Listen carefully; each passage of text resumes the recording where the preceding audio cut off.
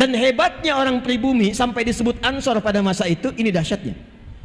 Ansor itu mau menolong sedalam-dalamnya, saking dalamnya yang dimiliki pun bisa dibagi. Yang dimiliki bisa dibagi. Tidak ada sahabat Nabi dari Mekah datang kehausan kecuali dijemput oleh orang yang bawa minuman. Assalamualaikum warahmatullahi wabarakatuh.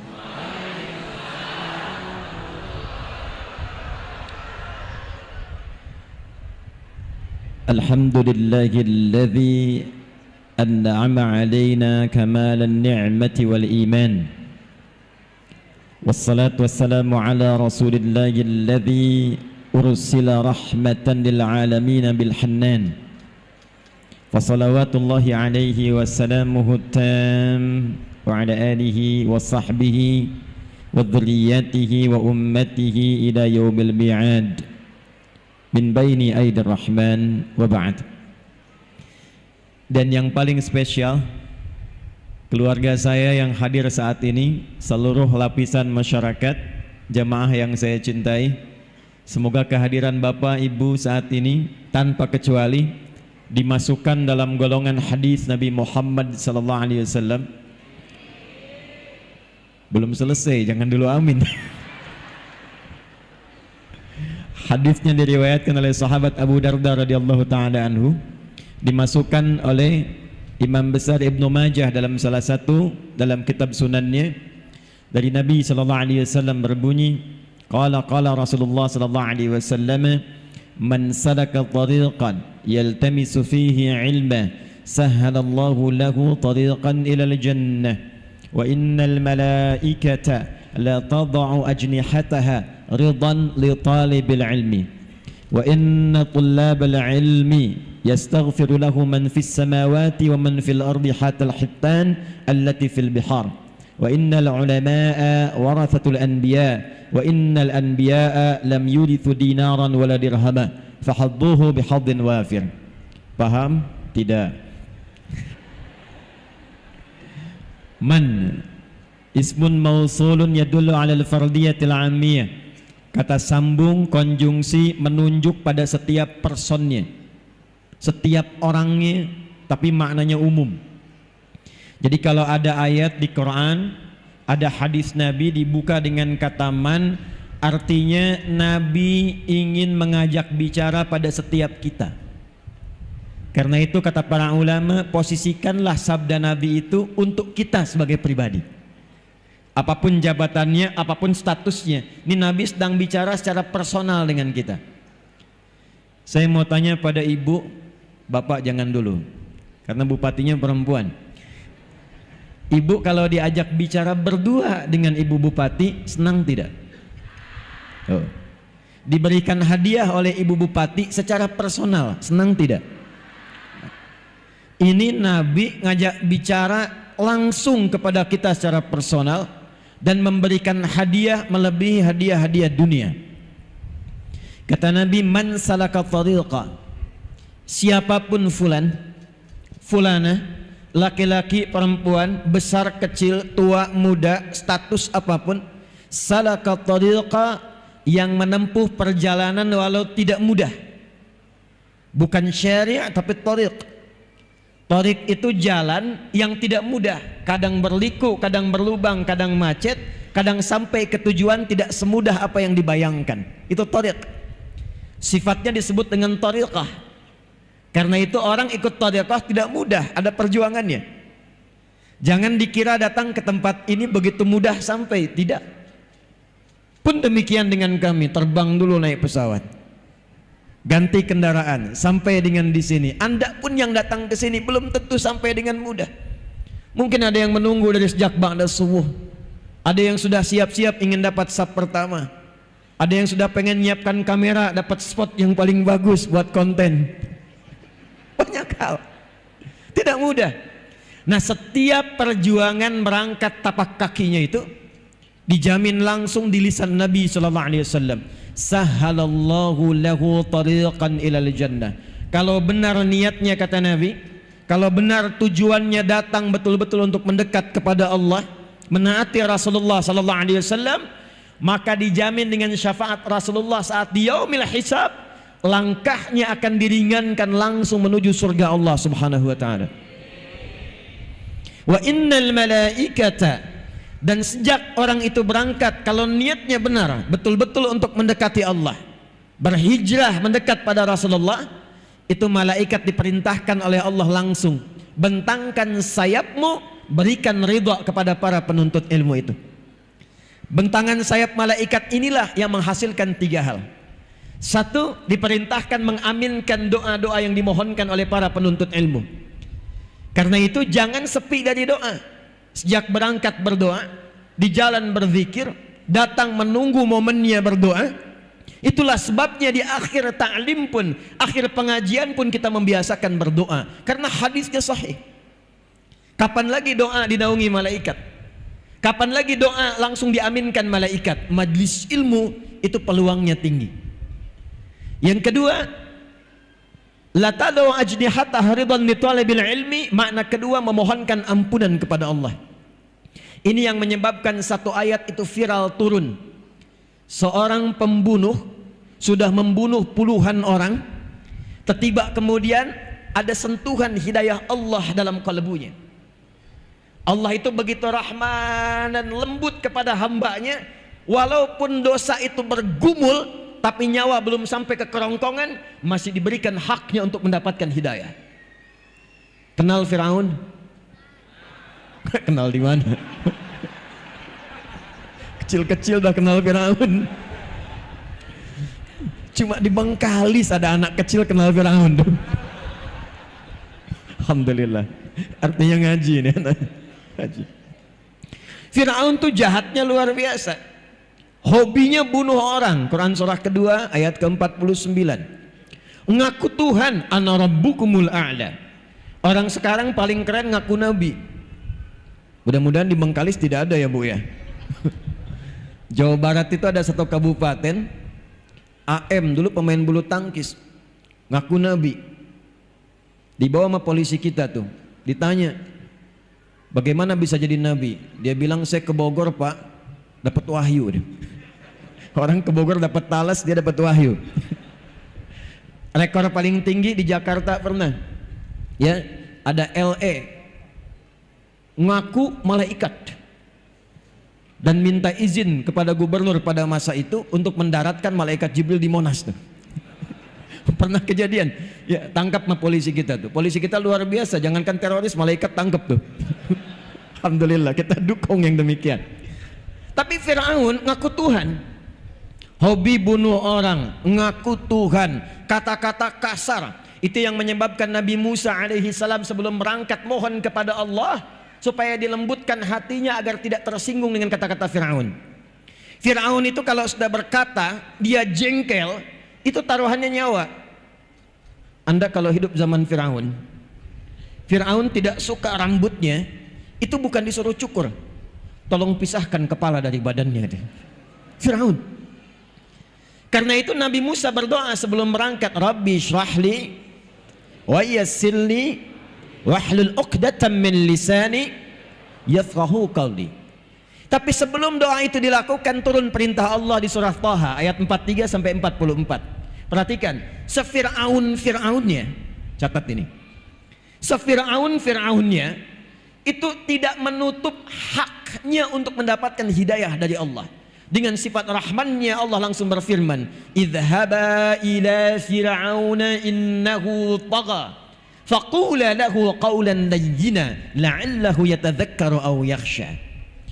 Musa dan Harun nggak tanggung, dua nabi ditugaskan hanya untuk memberikan hak hidayah pada orang yang telah menyimpang.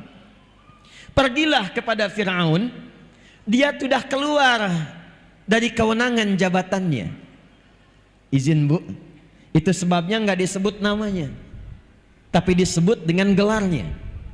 Ada rumus dalam tafsir, kalau di ayat Quran tidak disebutkan namanya secara langsung, tapi disebutkan gelar atau sifatnya, ini memberikan kesan bahwa peristiwa itu mungkin terjadi lagi di masa depan oleh orang-orang yang punya gelar-gelar serupa.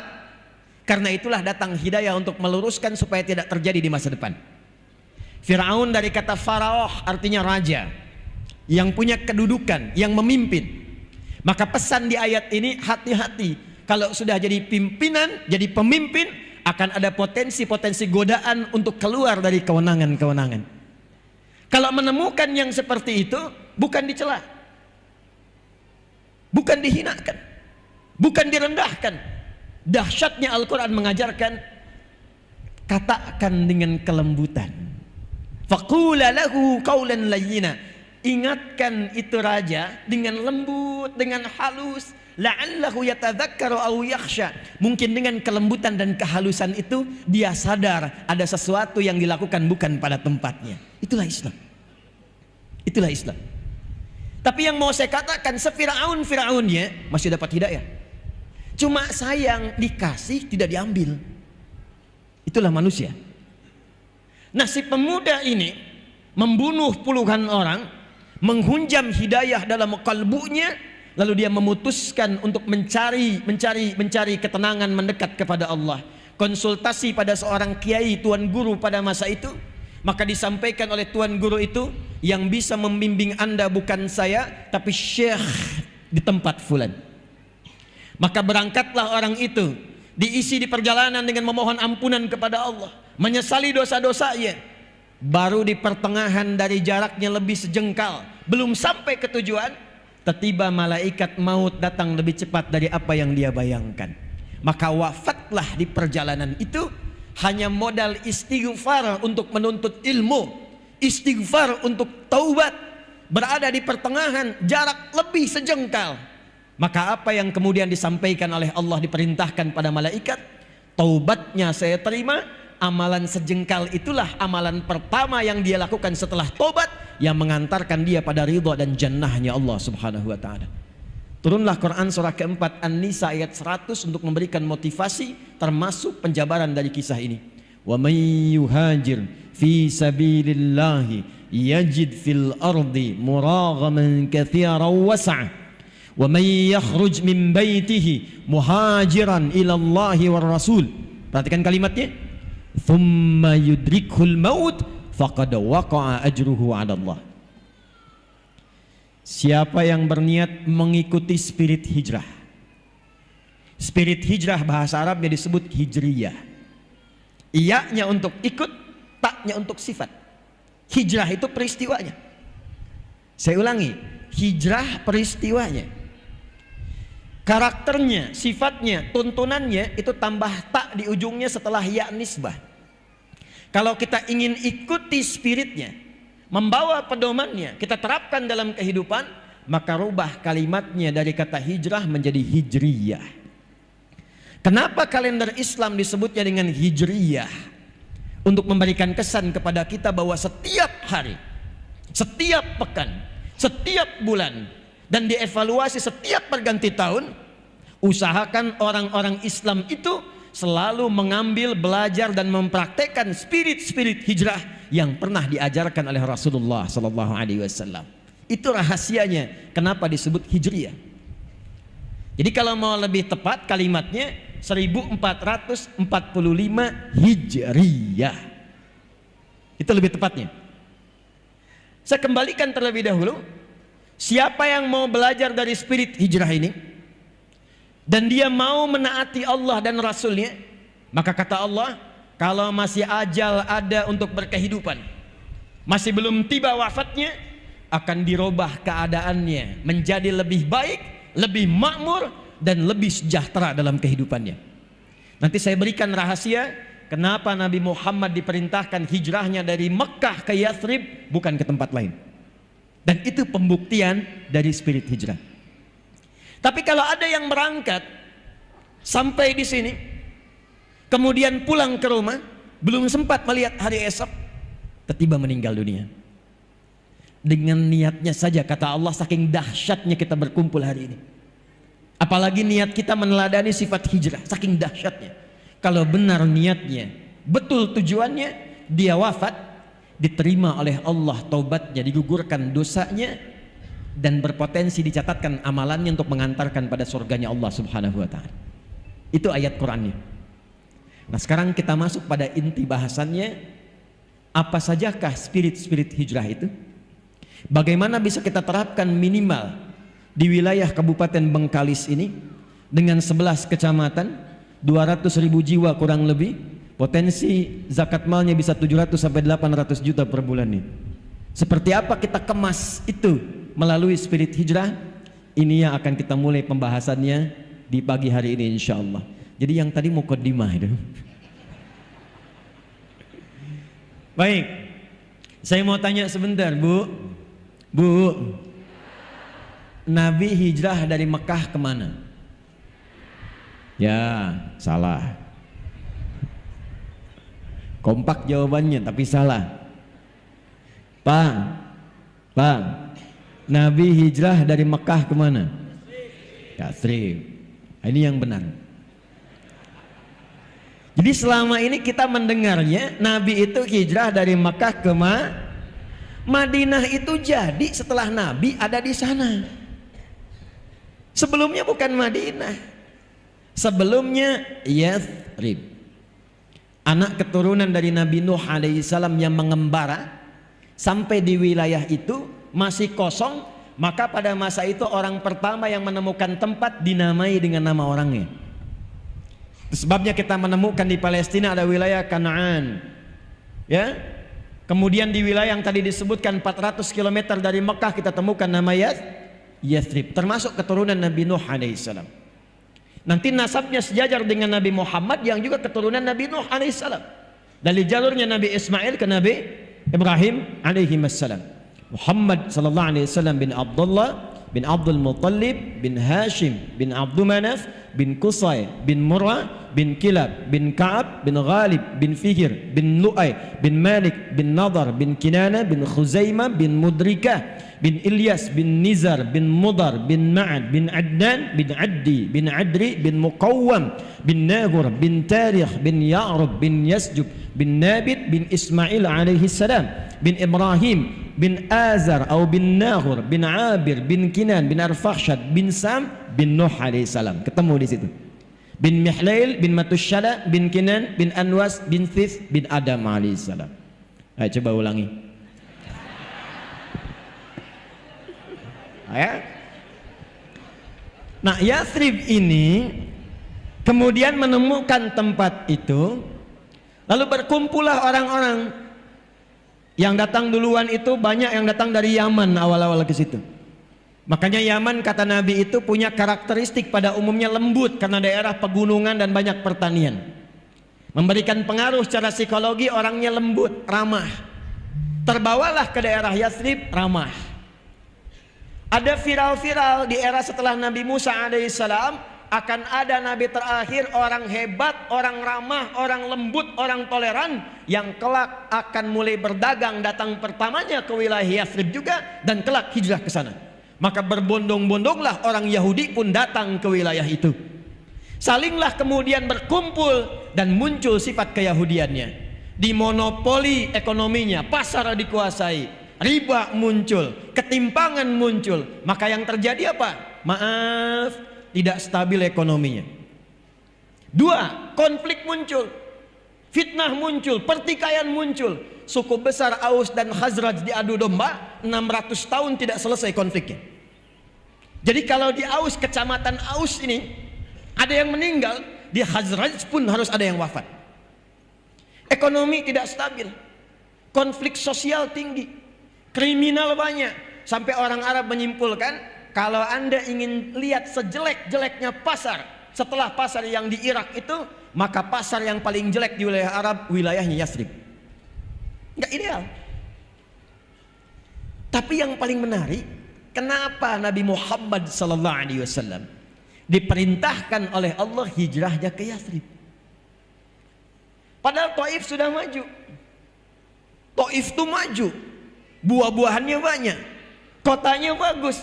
Tapi qadarullah begitu masuk Taif kok dilempari, jangan masuk sini. Itu ada hikmahnya.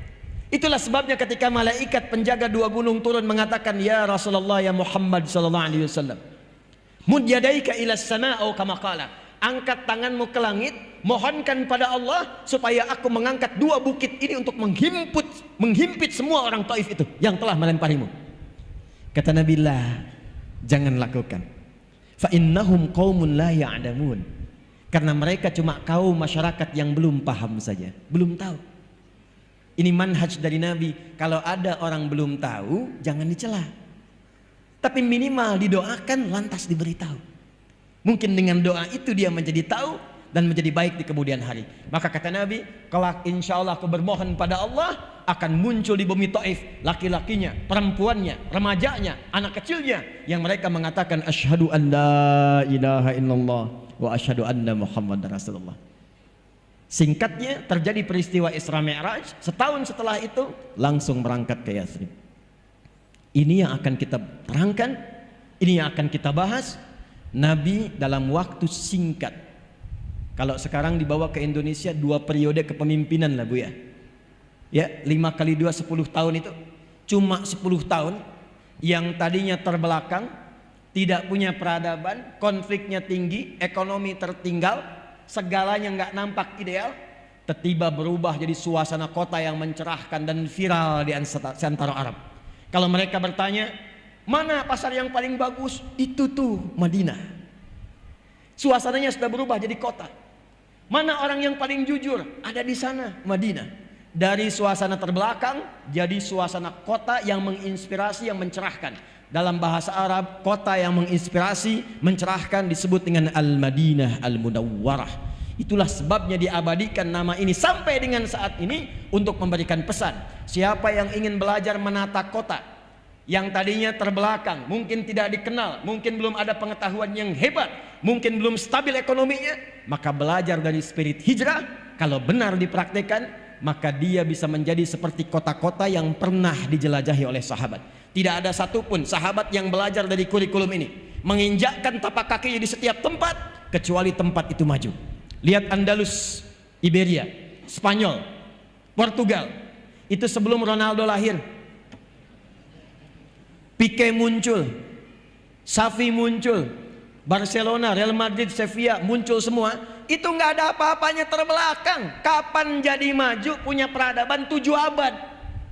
Ketika seorang gubernur namanya Musa bin Nusair memerintahkan Tariq bin Ziyad, Pangdam, Panglima wilayah provinsi Afrika Utara pada masa itu, berangkat ke Iberia.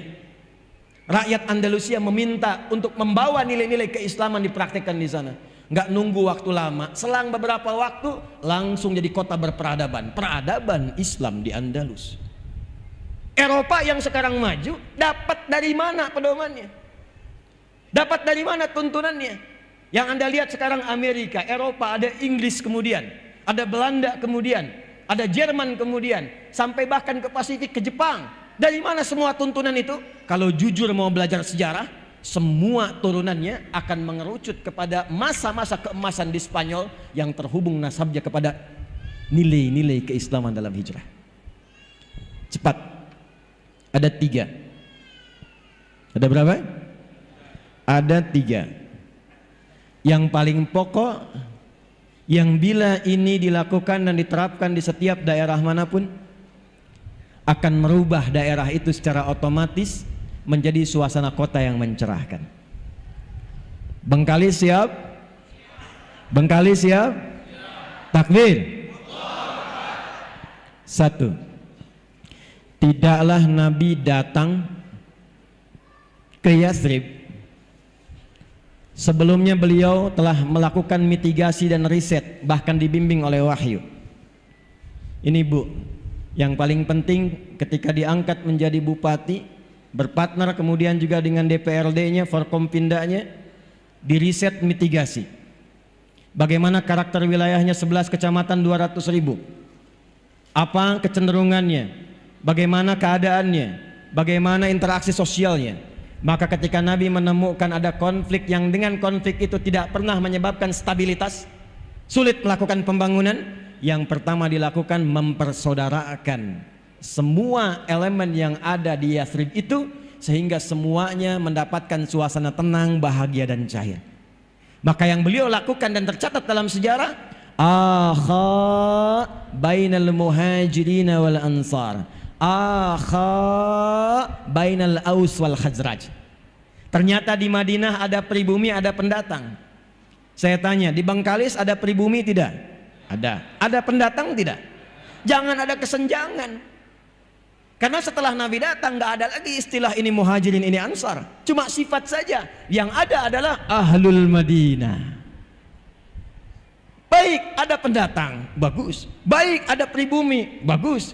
Ketika kemudian keduanya dipersaudarakan dan sepakat dengan visi yang sama, bangun Bengkalis, makmurkan Bengkalis, sejahterakan Bengkalis, dan niatkan dengan niat yang benar. Itu modal dasar untuk membangun suasana kota.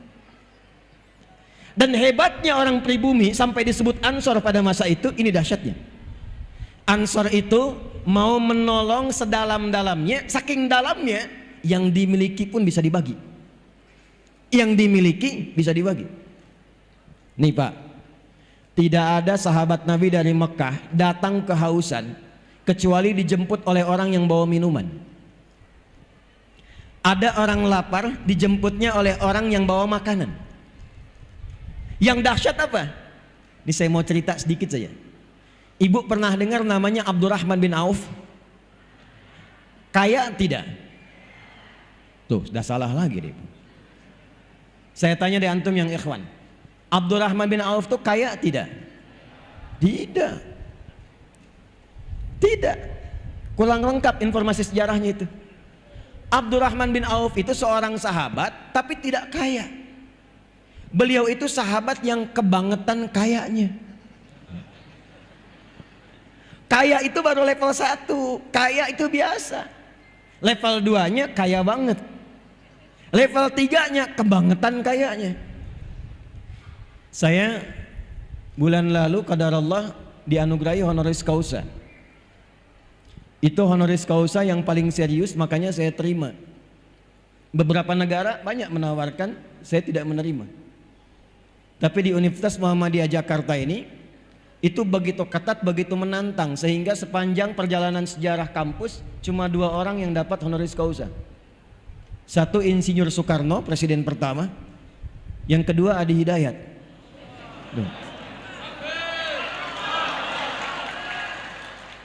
Dan itu 2 tahun. 2 tahun. Mesti dilihat kualifikasinya, mesti bikin karya ilmiah. Karya ilmiahnya diuji oleh semua profesor yang ada di situ. Di antara riset yang saya lakukan adalah bagaimana mentransformasikan pendidikan, menjadikan pendidikan itu bisa membangun peradaban dan kemanusiaan. Salah satu inti risetnya meriset tentang perubahan orang Islam sebelum hijrah dengan setelah hijrah. Saking kaya bangetnya Abdurrahman bin Auf, kebangetan kayanya, saya konversi nilai kekayaannya. Kalau dulu dikonversi ke sekarang, itu jumlahnya sekitar 72.000 triliun. Elon Musk itu baru turun hartanya dari 3.000 jadi 2.800. Jeff Bezos cuma 1.800. Orang paling kaya sekarang 3.000 triliun. Abdurrahman bin Auf 72.000 triliun. Kebangetan gak tuh? Utsman bin Affan itu hampir 50.000 triliun. Bahkan di antara asetnya masih ada sekarang setelah 15 abad. Anda kalau nanti umrah atau haji ke Madinah, saya doakan yang belum berangkat insya Allah berangkat ya. Ya, tidak cukup dengan amin, nabung ya. Nabung. Nanti ke Madinah itu ada hotel. Hotelnya namanya Wakaf Utsman bin Affan. Punya hotel setelah 15 abad, orangnya nggak ada. Investasinya cuma beli sumur plus beberapa kebun. Diwakafkan karena dulu dimonopoli Yahudi. Sekarang oleh pemerintah Saudi dialihfungsikan jadi hotel. Hasilnya disimpan di tabungan atas nama Utsman bin Affan, disedekahkan untuk umat Islam seluruh dunia. Orangnya nggak ada, punya tabungan di Bank Saudi. Ini orangnya ada, belum tentu punya tabungan. Gimana bisa begitu? Kebangetan nggak tuh? Kebangetan. Jadi kalau ada orang kaya, baru kaya. Ya, OKB orang kaya, baru OBK orang baru kayanya, kaget jadinya. Ya, itu belum ada apa-apanya. Jalan-jalan pakai emas 2 kilo misalnya kan, itu belum apa-apa bu. Dicek imitasi. Pakai mobil kayak yang bagus, Lamborghini, dicek minjem. Ya, cuman endorse. Itu belum masuk levelnya, yang dulu kaya beneran. Tapi kapan itu terjadi? Ternyata setelah hijrah. Setelah hijrah. Nah, yang ingin saya ceritakan, itu beliau itu saat memilih hijrah nggak mudah. Orang Quraisy mengatakan, lihat kalimatnya, kalau engkau ingin berangkat hijrah ke tempat yang Muhammad tuju, silahkan berangkat. Kami nggak akan ganggu, nggak akan persekusi, bahasa sekarangnya, nggak akan eksekusi. Cuma harta yang ada di kamu sekarang kami rampas, silahkan berangkat dengan pakaian yang melekat di badan saya. Orang Quraisy ingin menunjukkan pada masyarakat kalau hijrah itu jatuh fakir, hijrah itu terhina, hijrah itu tidak akan pernah sukses. 400 km kurang lebih harus ditempuh dari Mekah ke Yathrib, jalan kaki, jangan harap ada kendaraan seperti sekarang, belum tentu selamat. Saya tanya bapak dah, bapak kalau disampaikan pilih mana, hijrah berangkat dari sini, misal harus jalan ke Bekasi, atau tinggal di sini di Kecamatan Mandau dengan segala fasilitas yang luar biasa, mobil mewah, rumah megah, harta banyak, atau tinggalkan semua itu untuk mendapatkan hidayah Allah, pakai pakaian melekat di badan saja ke Bekasi, pilih tinggal atau berangkat?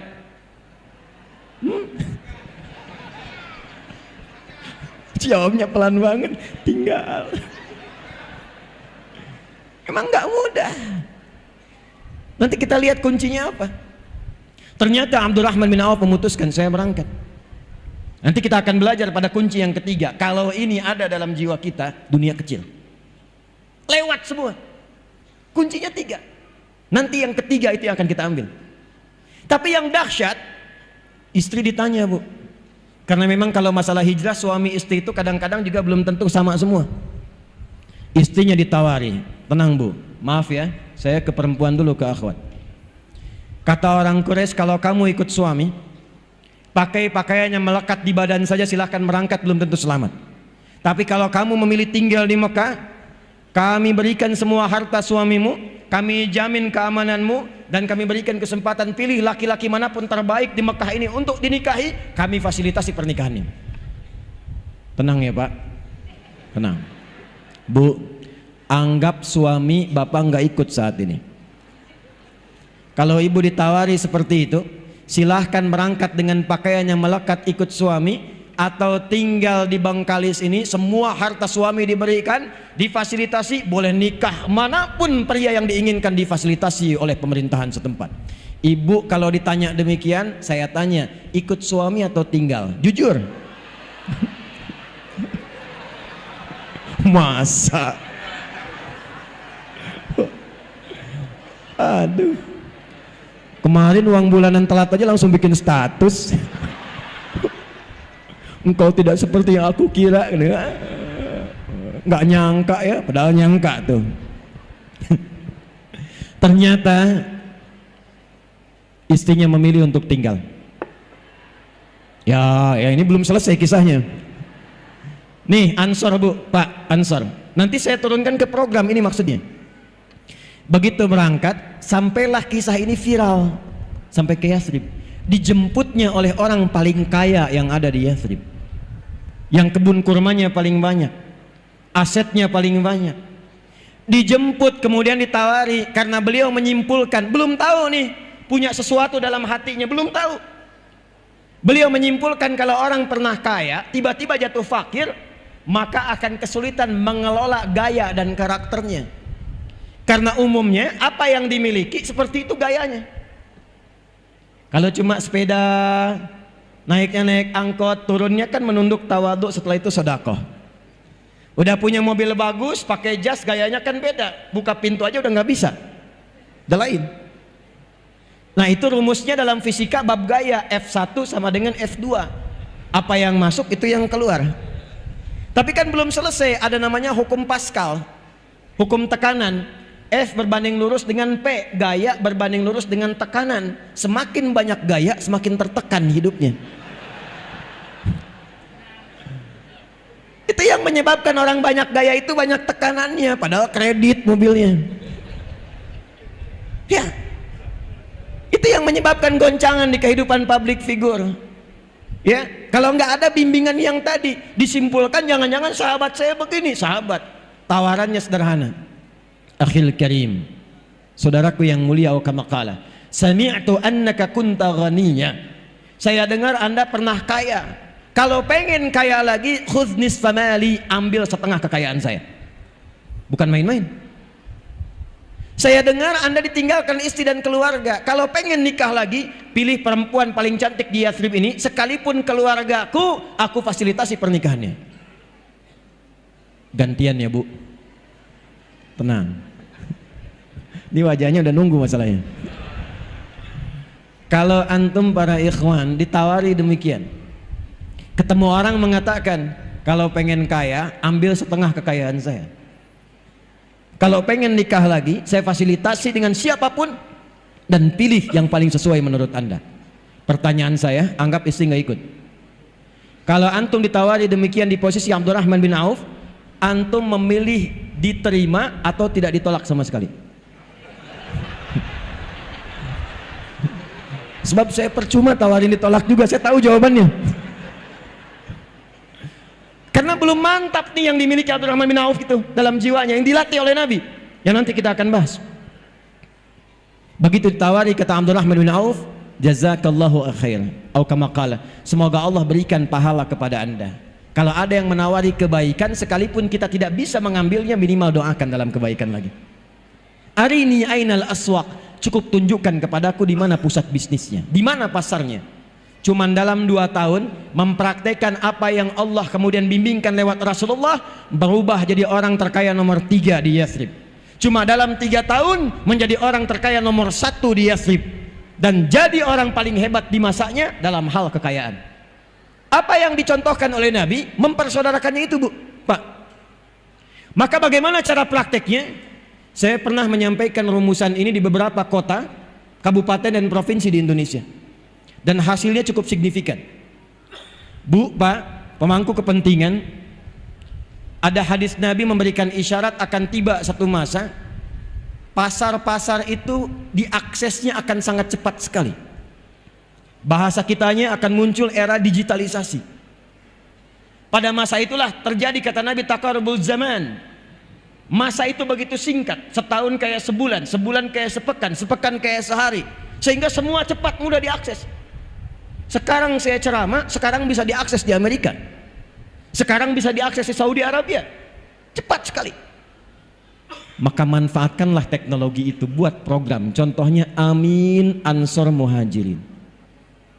Mitigasikan 11 kecamatan siapa yang sudah matang masuk kualifikasi Ansor. Klasifikasikan kelas menengah ke bawah itu dalam klasifikasi Muhajirin. Bikin aplikasi, masa nggak ada yang bisa satupun 200.000 orang?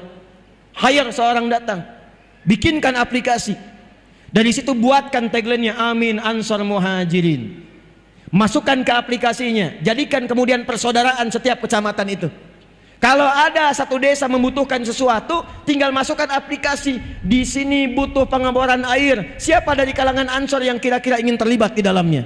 Itu tanpa harus menggunakan anggaran belanja daerahnya. Setiap orang bisa tergerak untuk membantunya. Karena semua manusia punya fitrah. Jadi kalau satu butuh kompor, tidak harus minta bupati.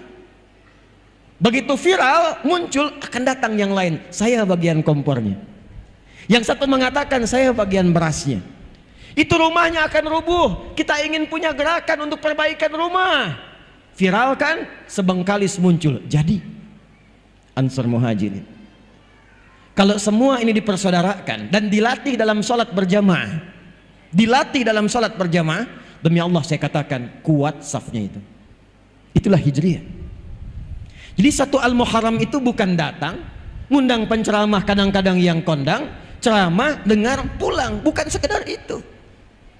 Begitu banyak yang dikeluarkan, persiapan, kadang anggaran, kadang biaya, kadang pikiran. Kalau kita nggak dapat apa-apa, rugi.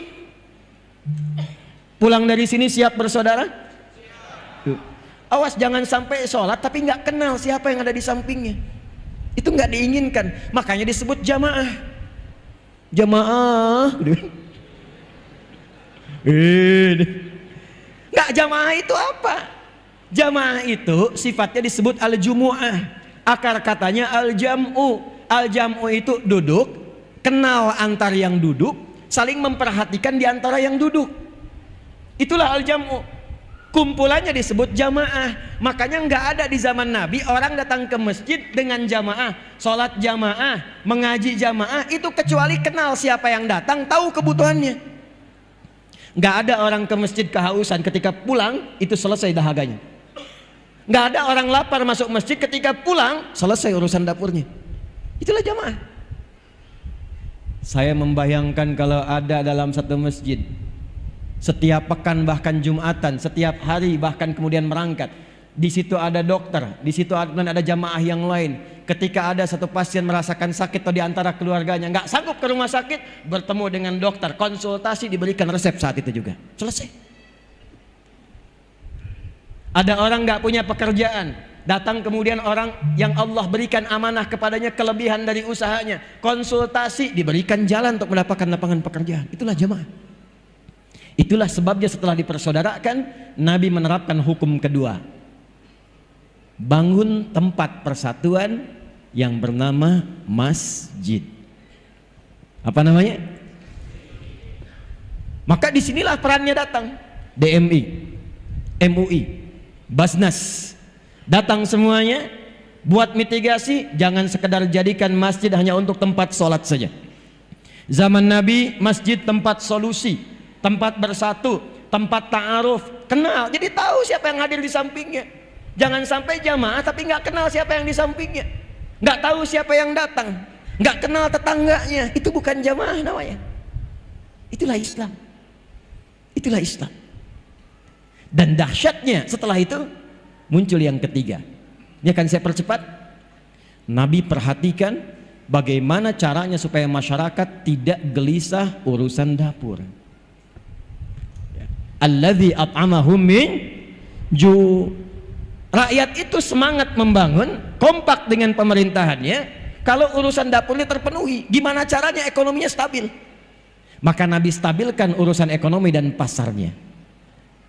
Disepakati bikin piagam Madinah, harga sekian, diviralkan. Hei, kalau yang butuh gandum, tutu yang itu saja. Kalau yang butuh pakaian, itu orangnya yang itu. Kalau mau kurma, ini pasar kurma seperti ini. Harganya kemudian stabil. Jadi pasarnya hidup. Nggak ada orang Madinah belanjanya ke Mekah. Nggak ada orang Madinah belanjanya urusan pokok yang di dalam harus ke Syam. Yang nggak ada di Madinah baru keluar dari situ. Tapi UMKM-nya diberdayakan di lingkungan Yathrib yang kelak menjadi Madinah itu. Maka yang ketiga, ibu cek bu, berapa banyak UMKM di kecamatan, semua kecamatan wilayah Bengkalis itu. Siapa saja kemudian yang punya profesi-profesi A, yang jualan beras berapa? Yang bertani berapa orang? Yang berternak berapa orang? Yang di sayuran mana lokasinya? Maka fasilitasi sekarang eranya era digital. Aplikasi yang tadi masukkanlah kemudian usaha UMKM di dalamnya. Jadi masyarakat tahu kalau pesan beras, oh ini di kecamatan Mando ada berasnya, belanjanya di situ. Siapa yang ngantarkan? Bikin program namanya Ojek Soleh. Yang pakai Gojek berikan aplikasi lokal, itu yang ngantarkan. Biaya dari mana? ASN tiap bulan belanjanya lewat situ. Konfirmasikan lewat Basnas, masukkan ke dalam masjid, kotak infaknya pakai, modalnya nol, nggak pakai APBD. Saya bukan sekedar teori, kami sudah praktekkan di Bekasi. Kita bikin program Ojek Soleh, di mana absensinya di masjid pakai fingerprint. Ojek Soleh pakai fingerprint, klik bunyi. Kalau bukan bagian dari Ojek Soleh, klik saya ustadz, saya kiai, saya cek, klik, silahkan coba lagi. Tukang ojek klik masuk. Kapan absensinya dimulai? Subuh. Jamaah. Konsisten sebulan, aman urusan sembako, nggak perlu pikirin di rumah. Sudah dikalkulasikan dari zisnya, zakat, infak, sedekah. Berapa banyak orangnya? Ini bagiannya. Hasil yang didapatkan 70% ambil, 30% tabung. Dibantu progresnya.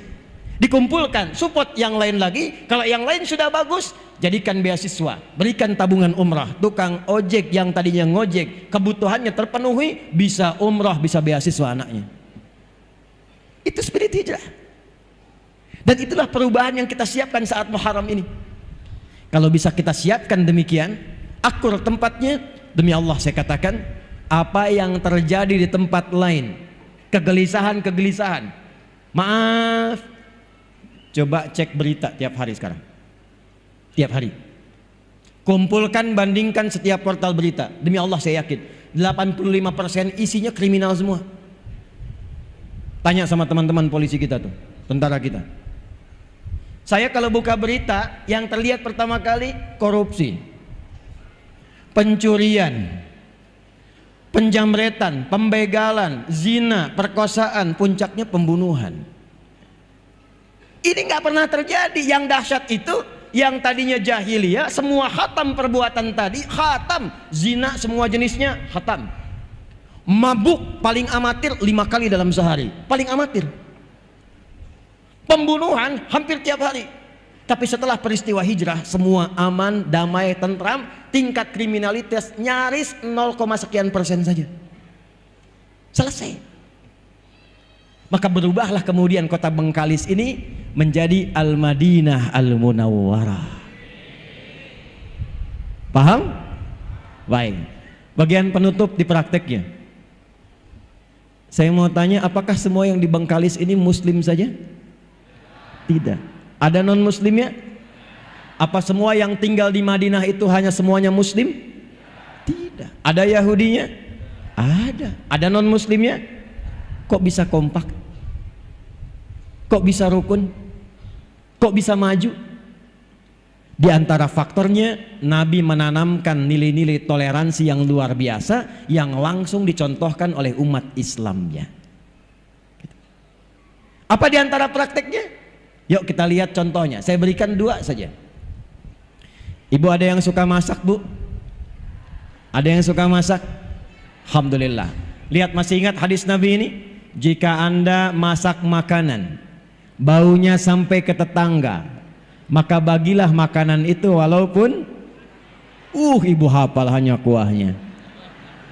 Jadi ibulah yang masak opor, ibu makan ayamnya, ibu bagi kuahnya ke tetangga, gitu kan? Saat ibu bagi, tetangga, kenapa cuma kuahnya, Bu? Hadis Nabi.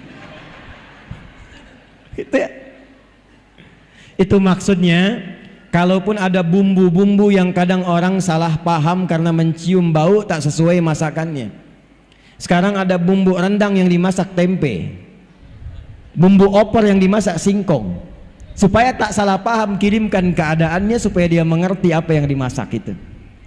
Tapi saat dikirimkan itu, apakah Nabi mengatakan kalau tetangga Anda orang Islam saja? Tidak. Betapa banyak non muslim dikirimkan. Allahu Akbar. Dan yang paling indah itu ketika diberikan, bertanya, Anda baik sekali. Perhatikan jawabannya.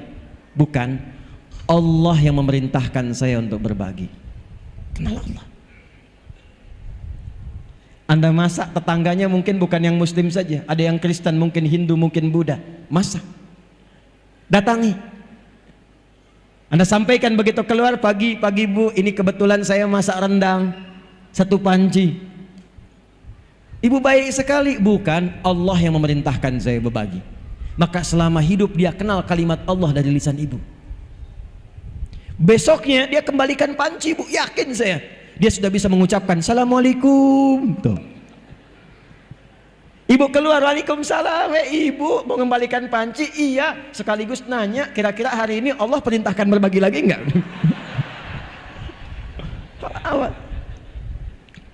Antum pernah dengar hadis tentang tanaman?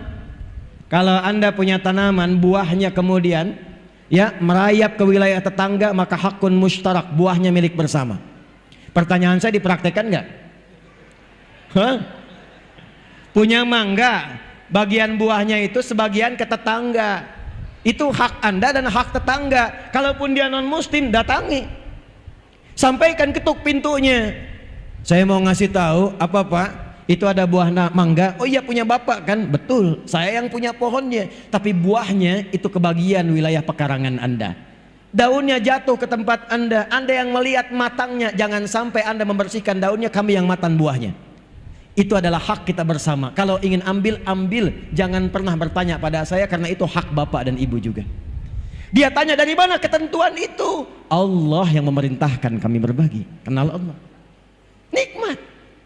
Tapi kadang dia nggak tahu kalau tumbuhan beda dengan hewan. Besoknya ayam bapak main ke pekarangan dia. Beli. Dia datang siang-siang ketemu bapak, Masya Allah Pak, Tuhan bapak itu luar biasa katanya. Kemarin kami dikirim mangga, sekarang dikirim ayam. Itulah keindahan. Baik, saya kira tidak banyak yang ingin saya sampaikan. Yang penting poin-poin hijrahnya yang kita siapkan. Jadi sekarang saya ingin membawa resolusi kesepakatan bersama demi Bengkalis yang kita cintai ini. 1, siap bersaudara? Saya tidak ingin mendengar lagi ada orang bertikai di Bengkalis ini. Ada orang yang mengambil hak orang lain. Ada pembegalan di Bengkalis ini. Kalau kita sudah kompak menyiapkan persaudaraan, tunjukkan, berikan inspirasi lewat kegiatan di pagi hari ini ke seluruh wilayah Indonesia, bahwa Bengkalis akan memancarkan cahaya-cahaya kemuliaan sehingga menjadi suasana kota yang menginspirasi dan mendapatkan satu predikat baldatun thayyibatun wa rabbun ghafur. 2, pemerintah dan masyarakat kompak. Hadis Muslim nomor hadis 1855. Perawinya namanya Auf bin Malik al-Ashja'i. Diriwayatkan oleh Imam Muslim, dicantumkan dalam salah satu kitab sahihnya. Kalau ingin kompak, maka kata Nabi rumusnya sederhana, hadisnya sahih. Khiyaru a'immatikum man tuhibbunahum wa yuhibbunakum wa tusalluna alaihim wa yusalluna alaikum. Kalau Anda ingin menemukan pemimpin-pemimpin yang baik, bupatinya baik, wakilnya baik, DPRD-nya baik, ya, kemudian apalagi Kapolresnya kemudian baik, Polseknya baik, kemudian di TNI-nya, Kodimnya, kemudian dan Ramilnya baik sampai ke bawahnya, kuncinya 1. Kata Nabi, berusahalah untuk saling mendoakan sehingga tertanam rasa cinta di dalamnya. Doakan beliau-beliau ini, karena hisabnya tidak mudah, tidak ringan, Bu. Ada orang kepleset di salah satu kecamatan yang dihisab Pak Camat, laporannya Bu Bupati. Tidak mudah, didoakan. Dan ketika doa disampaikan oleh jamaah, sampaikan jamaah, hidayah Allah diturunkan. Datang ulama-ulama yang baik dari MUI-nya, DMI-nya, Basnasnya, duduk sama-sama bagaimana caranya memberikan kemaslahatan pada masyarakat. Ibu pun mendoakan, bapak mendoakan. Kalau sudah saling mencintai, maka dilanjutkan. Itulah yang akan menjadikan semua dikumpulkan dalam kebaikan yang bahkan doa pemimpinnya sulit untuk ditolak oleh Allah Subhanahu wa taala. Kalau Anda kembali, ada masjid, ini sebelum saya tutup, ada masjid tapi nggak ada jamaahnya, tolong data. Siapa saja tetangga-tetangga muslim yang muslim? Siapa-siapa saja tetangga masjid yang muslim. Tidak usah diceramahi, tidak usah dimarahi. Sabtu habis subuhan, sebelumnya beli buah, jangan banyak-banyak, 5 aja. Masukin kresek plastik. Habis subuh, jamaahnya tengok ke rumahnya, datangi. Assalamualaikum, Pak. Salam. Sehat Bapak? Sehat. Kami kira sakit Pak, tadi nggak kelihatan di masjid. Ini kami bawakan buah. Itu insya Allah duhur dia ke masjid duluan sebelum Anda datang. Penuh. Setelah itu kerjasama. Kuatkan ukhuwah, seimbangkan pasar, kompak kita praktekkan. Semoga menjadikan Bengkalis ini insya Allah sebagai kabupaten menuju kota yang dirahmati oleh Allah Subhanahu wa ta'ala. Alhamdulillah, saya kira itu yang bisa disampaikan, yang menjadikan kita menutup dengan doa di kesempatan siang hari ini. Mudah-mudahan semua yang datang dirahmati oleh Allah Subhanahu wa ta'ala, diridhai, disehatkan, dikuatkan dan diberkahi kota ini dalam kebaikan. Allahumma taqabbal minna innaka antas sami'un alim wa tub alaina innaka antat tawwabur rahim. نحمدك حمدا كما علمتنا أن نحمدك ونشكرك شكرا كما علمتنا أن نشكرك أنت المقدم وأنت المؤخر بيدك الخير إنك على كل شيء قدير. ربنا نصلي ونسلم على حبيبك الكريم رسولك المصطفى الأمين سيدنا محمد وعلى آله وصحبه أجمعين. ربنا لا تدع لنا في مقامنا هذا ذنبا إلا غفرته. Ya Allah, kalau ada pendosa hadir di sekitaran masjid ini, di dalam majlis ini, jangan biarkan ia pulang sebelum Kau ampuni seluruh dosa-dosanya. Wala hamman illa farajtah. Jika ada di antara kami yang tengah hadir dengan kegelisahan, jangan biarkan ia pulang kecuali Engkau telah tenangkan keadaan hatinya. Allahumma wala asiran illa yasartah. Ya Allah, Engkau maha mengetahui, boleh jadi ada satu di antara kami yang datang membawa kesulitan di pekerjaannya, di rumah tangganya. Mohon jangan biarkan ia pulang kecuali Engkau telah angkat dan hilangkan seluruh kesulitannya. Wala maridan illa syafaitah. Jika ada di antara kami yang Engkau uji dengan penyakit seberat apapun, maka mohon angkat dan sembuhkan penyakitnya. Allahumma barik ya Allah hadhil muhafadhah baldatan tayyibatan wa tardaha hadhil baladiyah ya arhamar rahimin kama tuhibbuha wa tardah. Ya Allah, mohon berkahi kota Bengkalis ini, kabupaten ini ya Allah, dengan seluruh penduduknya, para pemimpinnya. Berikan keberkahan yang sempurna yang mendekatkan masyarakat ini kepadamu dengan kedekatan terbaik ya arhamar rahimin. Allahumma ya rabbal alamin ati anfusana taqwaha wa zakkiha anta khairu man zakkaha anta waliyuha wa maulaha alif baina qulubina wa jannibna minat tafruqah. Ya Allah, lembutkan hati kami untuk bersatu dalam kebaikan, jauhkan kami dari perpecahan. Mohon jaga negara kami Indonesia ya Allah dalam keadaan bersatu, baik, tercerahkan, makmur seperti yang Kau ridai. Jauhkan kami dari perpecahan ya Allah yang menuju pada keterpurukan. Ihfad ya Allah ulama'ana waj'alhum mukhlishina lakad-din. Ya Allah, mohon jaga dan berikan hidayah pada para ulama kami, tuan guru kami adalah ikhlas dalam berdakwah, mencerahkan, menyatukan umat, mengajarkan kebaikan-kebaikan yang mendekatkan kepadamu dan Rasulmu sallallahu alaihi wasallam. Rabbana atina fid dunya hasanah wa fil akhirati hasanah wa qina adzabannar. Wa sallallahu ala sayyidina Muhammad wa ala alihi wa sahbihi ajma'in. Wa akhiru da'wana subhanakallahumma wa bihamdika asyhadu an la ilaha illa anta nastaghfiruka wa natubu ilaik. Walhamdulillahi rabbil alamin. Karena ibu tadi menutup dengan pantun, maka saya harus jawab pantunnya. Bilang cakep ya. Alhamdulillah. Aura kasih jalan-jalan beli kue lapis. Terima kasih sudah diberi kesempatan hadir di Bengkalis. Assalamualaikum warahmatullahi wabarakatuh.